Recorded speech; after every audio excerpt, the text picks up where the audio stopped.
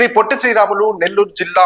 తోలుపల్లి గూడూరు మండలం వరిగొండ గ్రామంలో అఘాయిత్యానికి గురై నెల్లూరు ప్రభుత్వ ఆసుపత్రిలో చికిత్స పొందుతున్న వైనాన్ని తెలుసుకుని మైనర్ బాలికను పరామర్శించాలని వెళ్లిన అనంతరం మీడియాతో మాట్లాడిన వైఎస్ఆర్ కాంగ్రెస్ పార్టీ రాష్ట్ర మహిళా వర్కింగ్ ప్రెసిడెంట్ కాకాని